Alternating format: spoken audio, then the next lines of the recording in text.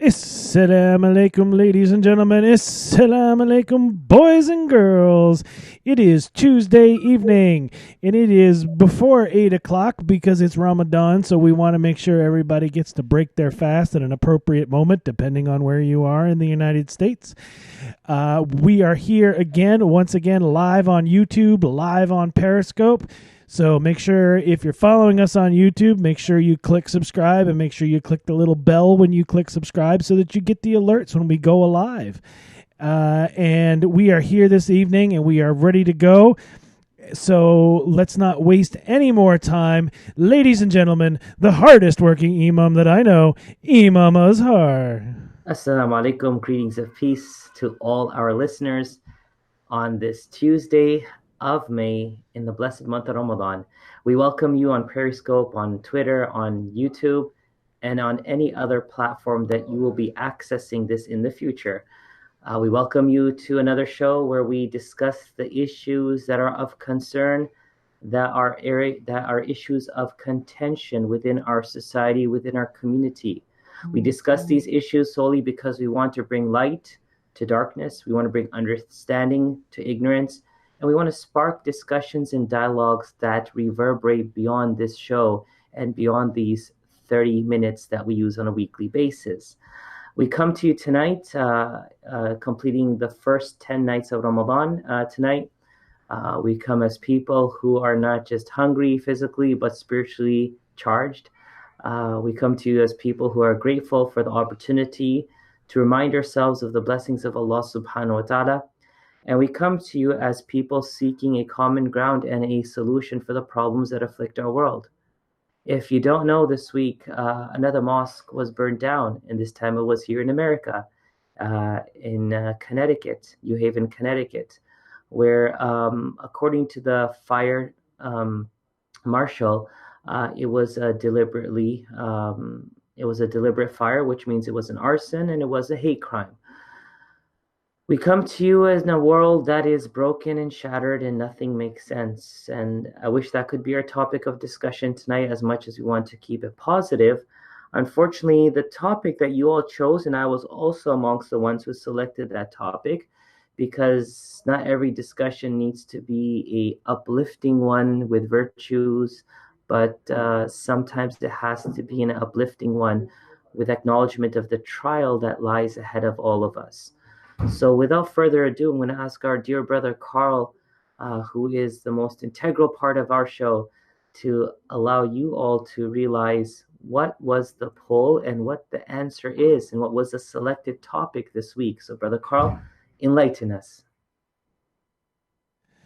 Okay, ladies and gentlemen, if you head over to Twitter, you will find VennNetwork, VennNetwork. If you follow us there on Mondays, we post our poll where you, our listeners, fans, and whatever else, everybody and anybody is allowed to take part in this. And we post this poll and we share it and we encourage everybody to retweet it and vote, because this is how we choose our topics, because we want to talk about what's important to you guys, because this really is your show, and that's what we're here to do. This week's poll was religion on death row, Ramadan while in the West, a Ramadan checkup, and what's the deal with? And as you can see on your screen right now, it was religion on death row that won this week's poll. And I'm just flipping more buttons because that's what I do. And so that will be our topic of discussion this evening. And this is spawned by a couple of cases. Apparently, they even reached the Supreme Court, I guess, where some Muslims and other faiths had asked for a religious representation in their final moments, and they were denied. It's in my understanding that, well, you know what? I'll turn it over to our illustrious Imam. Imam Azhar, back to you. Concerning. It's very concerning. You look at the article here. in regards to the conservative Supreme Court justice spar over execution of Muslim Buddhist inmates. If you recall that there was a recent denial of religious clergy members to be alongside inmates when they are going to be executed. It was one of the rights based on freedom of religion, freedom of speech, and also one of the final wishes that are allowed to any inmate that's being executed, regardless how heinous their crimes may have been. There has been a claim that this is no longer acceptable, but we see that a Buddhist inmate had been allowed a clergy member at the time of his execution, while a Muslim who was executed was not. According to Justice Kavanaugh, who's the newest member of the Supreme Court, he says that the Alabama Muslim man who was executed in February never claimed that. He never claimed unequal religious right under the First Amendment. So the fact that he didn't articulate it under the First Amendment meant that he didn't get it. Plus, the guy who, plus he demanded the imam too late, whereas the Buddhist guy had given ample time, and thus his needs was accommodated. So we have this in front of us, and then we have member of the Muslim community, Omar Suleiman, who gave the opening prayer in Congress and is being categorized as anti-Semite for his stance and his position, although his prayer did not articulate anything of such kind. We have people of all religious backgrounds for the century plus of this nation's existence and prayer's existence in this nation. I know we've been around for over 200 years, but we're talking about the fact that prayers have been a common practice. I know when I gave the opening prayer in Tallahassee, Florida, I was the first Muslim to do so in its 174-year history. So let us say in 200 years, how many thousands of clergy members have stood up and given an opening prayer? How many of them have presented their faith, and how many of them stayed in a safe zone not to speak of their faith, rather to address the values and the morals and ethics that guide us and make us one in this country? I don't recall anyone pulling up their religious dirt or background of what ideas they hold personally or according to their faith publicly when they preach in their areas of congregation. But what we're facing is this double standards, and that's why the topic tonight is, religions on death row, and truly Islam and Muslims are being pointed out. I'm not here tonight to say that every Muslim is pure and every Muslim has not given an opportunity for people to throw dirt on them, nor am I here to claim that they're clemency. I'm just here to say that there's a problem, and that problem has to be seen equally across the board and not with one people or one faith exclusively. So here, Carl, we have an inmate who wasn't allowed an imam by his side. Islamically speaking, his matter is now with God, with Allah. What his crimes were, he has returned to Allah. That's between him and Allah. We learn from the Prophet Muhammad, peace be upon him, that the door of repentance is open until the soul reaches its throat. So if he had sought repentance and said the word of Allah and said the kalima, which is that he believes no God but Allah and Muhammad is his final messenger at the time of death, he died with his Islam. What will happen on the Day of Judgment in response to the crimes that he committed against humanity, the injustice that was perpetrated, he has to answer that in front of Allah to those people. But when it comes to the fact that he wasn't allowed, Carl, what went through your mind? And we want to hear from our audience tonight, that when you hear such things happening, when you hear these things becoming the norm, where a Muslim can be pointed out for a view that they've held or that they hold, maybe in private, even though they don't articulate in public. And if they do articulate in public, they don't make it a source of contention or problem or divisiveness in this nation or in this world. They're being pulled out, they're being pointed out, they're being stood out like a thorn. But um, I think these are all systematic ways of showing that Islam is not conducive at any time in any place, and that Muslims need to come under great scrutiny and possibly end up into camps like the 2 million plus Chinese Muslims right now, to be reintroduced to what it means to be civil and what it means to be human. Carl, what's your thoughts? So I actually have a few thoughts on this because, first off, and I'm going to take a really like deep inward approach on this on one level, which is that we're getting attacked so much and we're getting drawn into this us versus them versus us so much. All the Muslims hate all the Jewish people and the Muslims hate everybody who isn't Muslim. And I mean, you can go back and look at our topics on our other videos, and you can see that we've talked about this more than once. And to be honest with you, at some level, we have to stop our own infighting, and we have to come together, kind of regardless of what someone's school of thought is. We have to come together and we have to band together because we're stronger as one. Because if somebody comes and goes, "Oh, look at these Muslims," and your first response is, "Oh, well, those guys are Shia or those guys are Sunni and that's why they're like that," well, you're not helping the situation any, bro. You need to, we need to come together as an ummah and stand together to fight a lot of this hatred. But at the same time, you said that somebody may have held a view in private. There's no such thing as private anymore. If you open a Twitter account or you open a YouTube channel all you have to do is speak publicly someplace. And there's cameras all over. Nothing's done in private anymore. But I think the one thing that kills me about it is the evolution of someone's thoughts.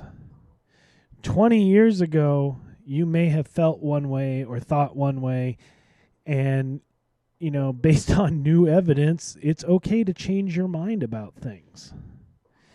And I don't think we have that as a society, not just Muslims, but in general as humans. I don't think we've reached that level where we can forgive people and say, okay, you've learned something and you've changed your point of view. That's fine. I think it's easier just to keep beating them over the head with the same thing. Hey, I made this trip and I saw this thing and I learned this thing and now I have a new point of view.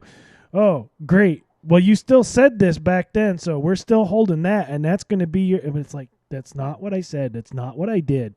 I've changed. No, we're not going to accept that. So, I mean... But I also think...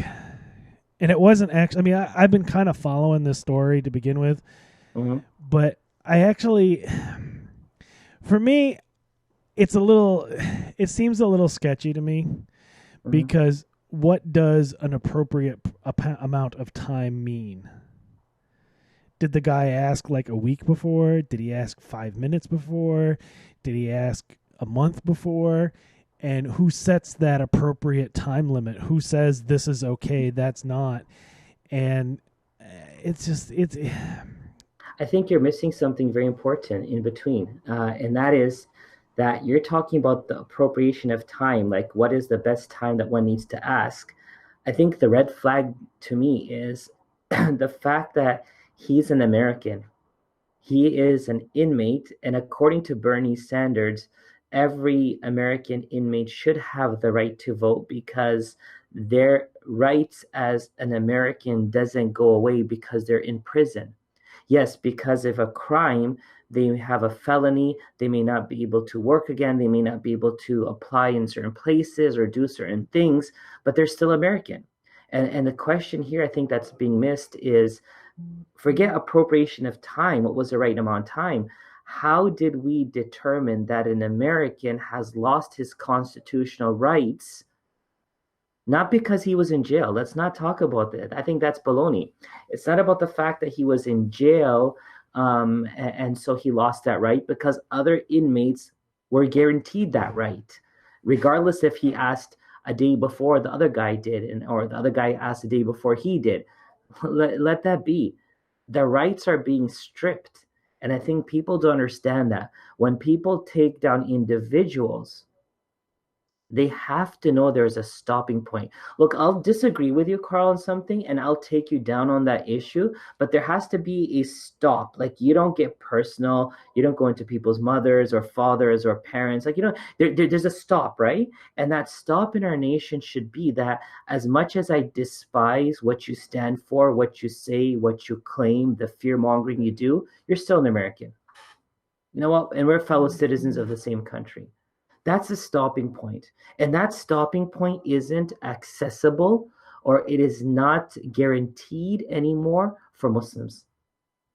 And that's what that case says. Justice Kavanaugh, all due respect, your explanation is flawed, that he didn't ask in a timely manner. He's an American. You give every inmate that's on death row, we watch it on movies also, you get them their final wish. Someone wants steak, someone wants ribs, someone wants to see their family. Whatever the claim is, they get it, right? So long it's appropriate and it's doable. It's like someone said, I want to tour the world on an 80-day cruise before I die. It doesn't work like that. But something that you can do, something that's doable, something that's feasible. A person's asking for a religious member to be there by their side when they're being executed. What's wrong with that?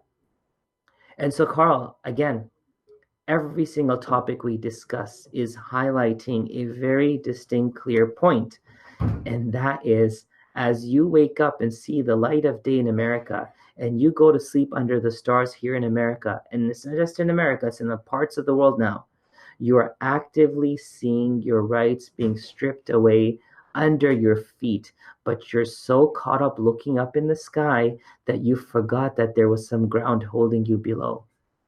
And that's the dangerous part, and that's the reality.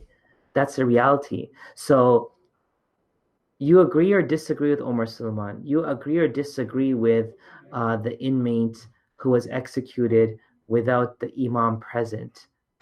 You cannot disagree on the fact that someone's right is being violated, someone's rights are being toppled or trampled over, and someone is being scapegoated because of something which isn't in their hand.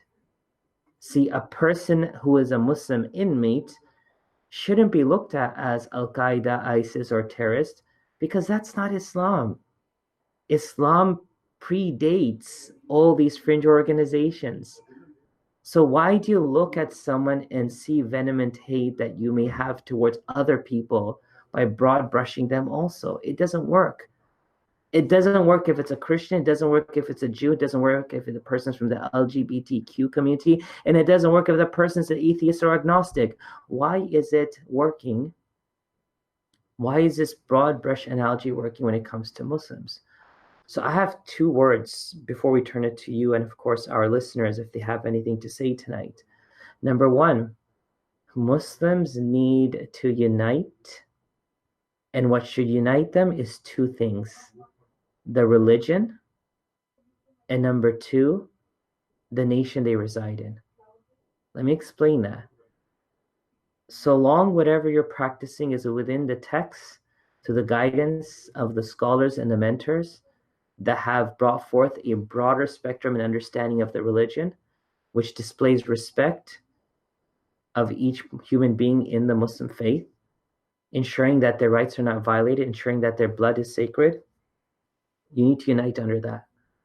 And the second thing you need to unite under is the claiming of your religion in your region or in your nation that you reside in, without anyone pushing you to feel that you're not part of that nation. This thing has to go. Americans, Muslims, Muslim American, American Muslim, or just Muslim.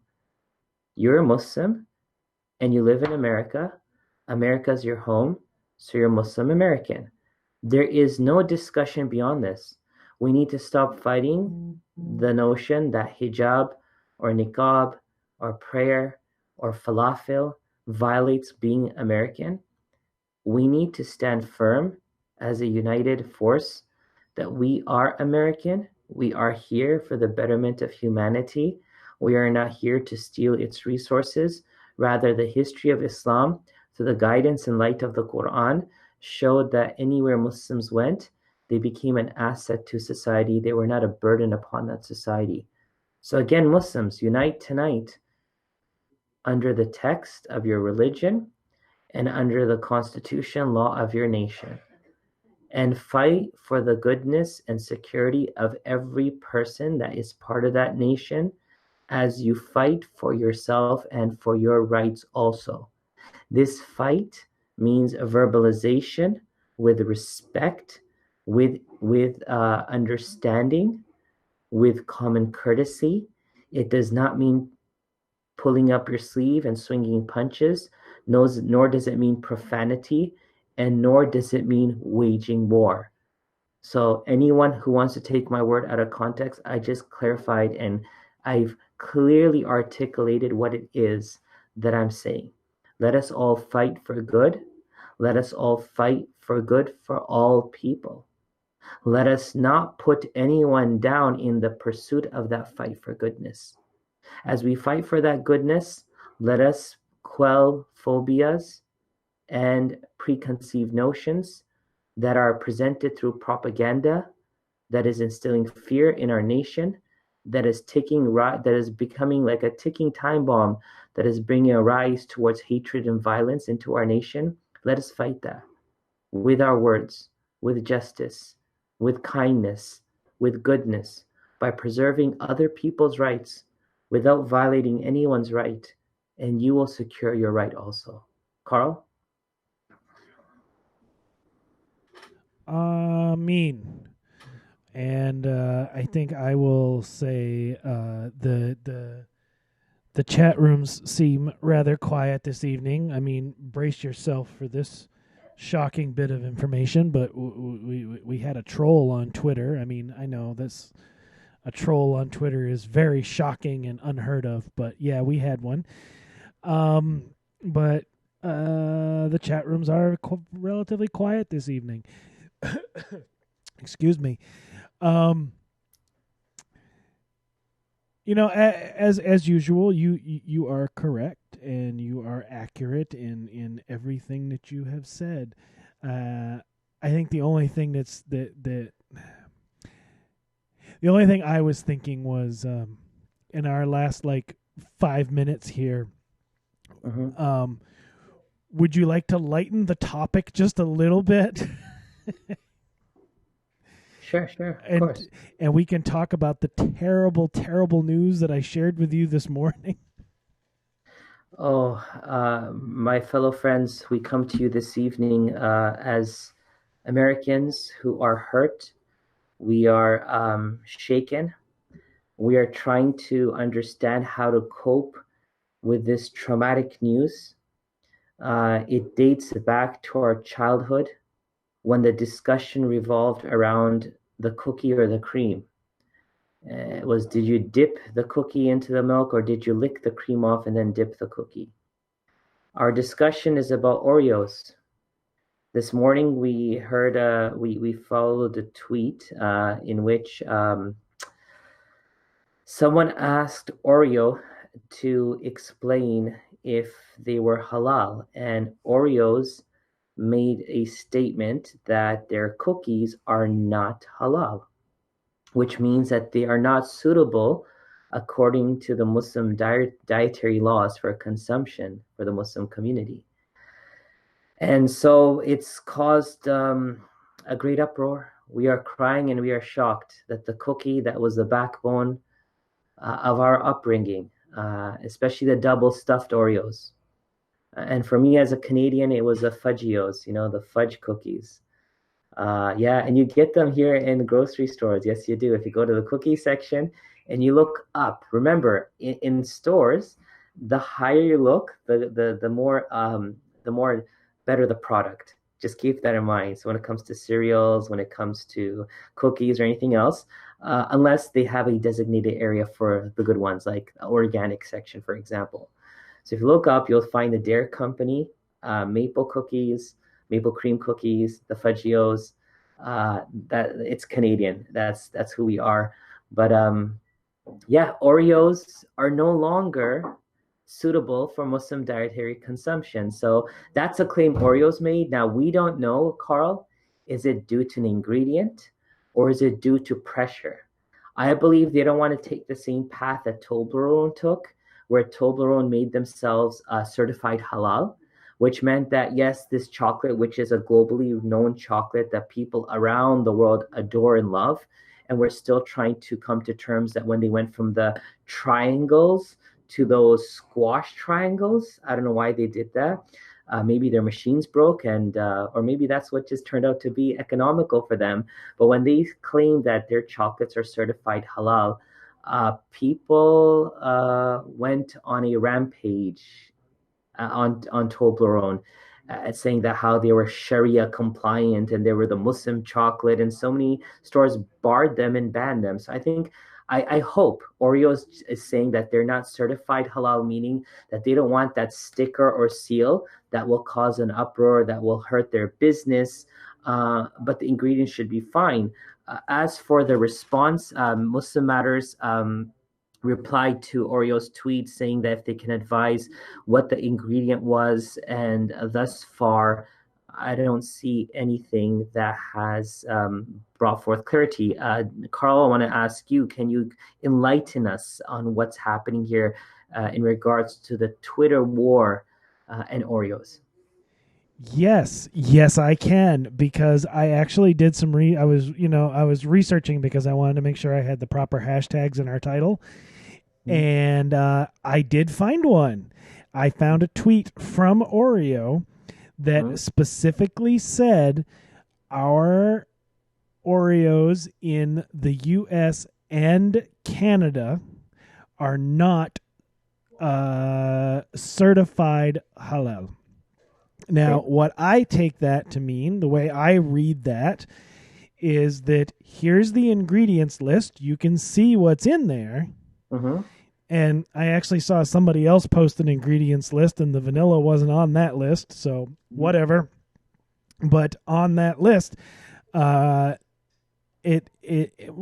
I believe you're correct with the Toblerone statement. I believe that's what it was. Is they don't carry a halal sticker. Not to say that the ingredients are not fine or fine for consumption. Is that a double negative? I don't know, but it's not to say that they're not okay to eat. Mm-hmm. Just that we don't have a certification sticker, and that's that. I mean, that was the way I was to take it, Mm-hmm. and again, reading multiple ingredients lists, it's okay because I know I used to work in the food industry, and if you weren't kosher and you weren't halal, one of the weirdest questions I got, and I'll tell you, I worked with coffee specifically, Mm-hmm. and there was nothing else in the factory. It was just coffee. Well, I'll take that back. We had sugar and some simple syrups, but they were bottled and boxed in another part of the warehouse, so it wasn't even remotely an issue. But we had people call and say, "Is your coffee halal?" And we'd Okay. have to say no because there was no certification on it. But Makes sense. it's coffee. We're not adding anything to it. So by nature, it's halal.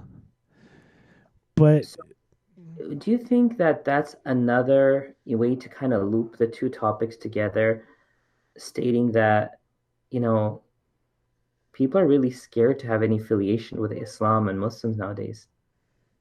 Nike got backlash for their hijab.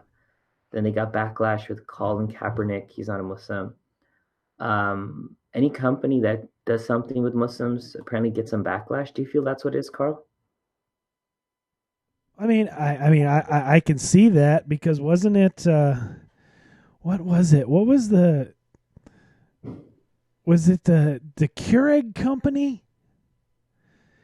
And they did something that was like pro-Islam or they supported Kaepernick or something, and people were smashing their stuff in the driveway, and they were burning I remember they were burning their Nike stuff. Yeah, Kaepernick, yeah. Yeah, and it's like, people, you've already paid for that. You're not hurting the company. You're only hurting yourself. What is wrong with you? So, I mean, maybe it is. Maybe it is a way to avoid, avoid creating ripples in the water. Maybe it's just that simple. Possible. But at the end of the day, we will not know. And so I ask from you as we close tonight, what is your ruling? What is your fatwa on Oreos? Because, we cannot have a midnight snack with Chips Ahoy. Come on, let's be real here. It's Oreos, it's that smooth texture, the double stuffed cream that gives you that serenity and peace to get back into bed and have a nice night. So what would you say when it comes to Oreos? I would say that based on the ingredients that I've read thus far, and just keep in mind, everyone, according to recent changes in FDA standards, they don't have to list every ingredient on the ingredient panel. Just remember that. If you follow food, understand that there are some really drastic changes happening in the food industry.